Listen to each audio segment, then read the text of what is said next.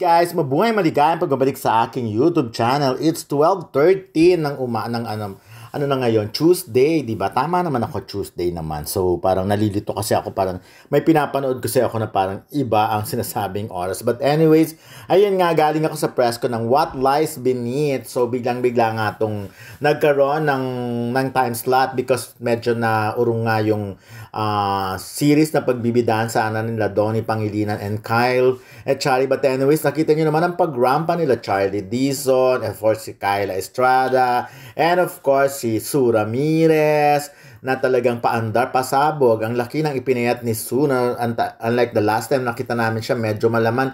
But this time, mapayat na talaga at sexy na naman siya. So sabi niya, malaking tulong ang pagtitenis nila ni Dominic Roque, kaya bonggang-bongga. So anyways, ginawa ang press con sa Seda Vertis North kanina. So anyways, at nakita nyo naman si Janela Salvador, walang kupas. Girl na girl, babaeng babae. Kaya kaya parang nahihirapan akong paniwalaan yung chika na magjowa sila ni Clea Pineda. Dahil siyempre girl na girl, diba? So anyways, bagay na bagay daw sa kanya yung character. Dahil dyan, isa na rin siyang ina, diba? Sabi niya, first time niya raw na gumanap na nanay na siya. So anyways, ganun talaga. Kaya I think sa susunod matatanggap na talaga siya ng mga mother roles. Kasi nanay na rin naman talaga siya. Pero huwag naman siya tatanggap ng mother roles na mas malalaki na. Tama lang siguro yung mga maliliit pa. So, ayan.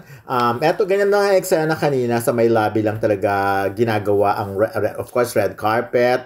And then, pictorial. And then after that, papasukin na sa loob ng venue sa isang function room dun sa Seda Vertis North. Kasi nga, sisimula na ang Q&A. So, nakita nyo naman siguro nag-live sila, no? Kaya alam nyo na ang proseso kung paano ba ginagawa ang isang press con, isang malaking press con. Of course, nakita nyo na ito pasabog to, na to be honest, no, lahat sila sexy, lahat sila magaganda, kanya-kanya sila ng style. Pero dahil nga, kasi ganito na lang, hindi nga kami kasi nabigyan ng chance na mag-interview, na maka one-on-one sila. Kaya, ayun na, magpa-survey na lang tayo. Tanungin ko na lang kayo kung sino bang sa tingin nyo mas sexy. But of course, ayan si Direk Dado Lumibaw. Of course, ang mga bidang boys naman of course, binigyan din sila ng chance na rumampa. Pero sa latter part na ng video na ito sila mapapanood. Because, ayan na nga, papasok na sa venue. So, nasa loob na ng venue, hinahanap ng kanilang mga names.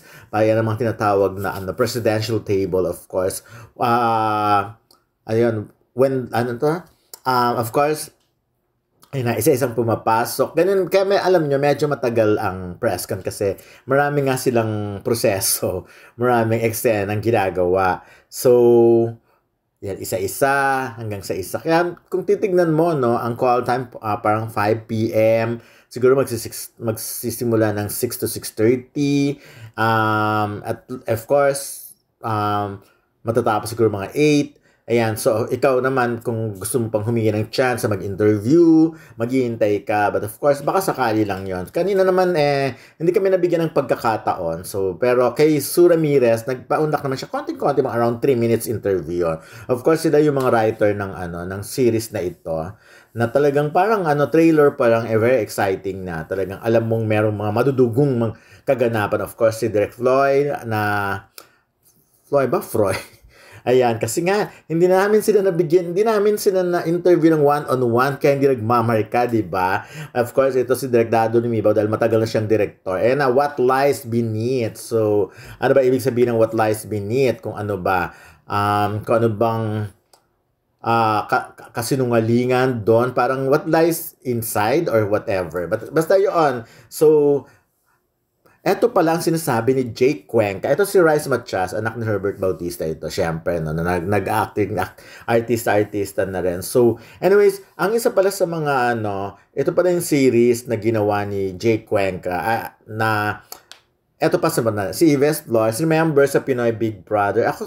Tayo lang naman, kasi artista siya at gusto niya siguro yung maging dramatic actor pa rin. Sana medyo magbukas siya ng timbang. Of course, eto naman si Jameson Blake na walang duda kung gaano kagwapo.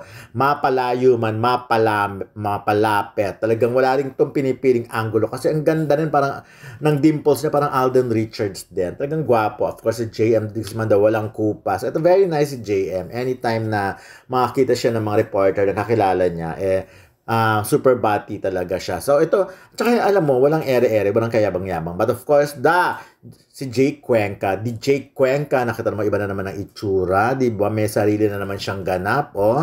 Ito yung sinasabi ni Jake na nag-immersion siya sa Mandaluyong City Jail. Ito talaga yung parang nagpakulong siya para maranasan niya kung ano, para pag ginawa niya na tong series na to, gano'n na gano'n, alam na alam niya na, bongga, di ba, immersion, talagang pumapahayag siyang ikulong siya doon, tapos pinifeel para talagang ano. Ang galing na artista ni Jake, talagang ko sa bagay, nag-workshop naman, nag-aral naman to ng acting din sa, di ba noon, sa abroad, kaya talagang, hindi ko alam ang tawag kung method acting ba talaga ang gusto niyang itawag sa sarili niya. Kaya, anyways, ang importante naman kay Jake, napakarami niyang trabaho. Lalo ngayon kahit wala naman siyang love life. Sana gusto ko siyang intervene kanina. Kaya lang, unfortunately, hindi ko na nahintay. Umalis na ako because nainip na ako na malalaman niyo sa video na ito sa latter part kung bakit. Kasi after the press con, after the Q&A, so hindi sila nakalapit. Yan, after ng pictorial lang, so meron nasa gilid na sila, nag-alisan na. So, nagpunta na sa isang function room din. Doon din, parang, of course, hindi ko alam kung anong meron. Baka meron pa mga last-minute instructions. But anyways, pag pumunta ka naman doon sa part na yon, nandun na nakaharang na mga marshals, of course. Ayan, katulad niyan, di ba? Ito si Sue. So, alam mo naman yung mga marshals, talagang ang trabaho nila ay maghatid ng mga artista dyan hanggang ayun na. So nakita naman natin si Kyla, halos hindi mo na nakita, di ba? Napakarami namang nagbabantay, hindi ko maintindihan. Siguro, bantay sarado dahil baka bawal interviewin regarding kay Danielle Padilla. Of course, si Janela naman, since nag-press con din naman siya recently, di ba? So hindi na. Si Charlie Dizon naman kasi parang wala naman masyadong ganap sa... Ang hinihintay lang talaga kanina, ayun si Kyla para gustong ma-interview, and then of course, si Jameson din sana, kaya lang baka magkasabay kasi with si Jake Cuenca. So, ganun lang. Kaya, eto na lang, sige, kayo na lang magsabi, sino ba sa mga artistang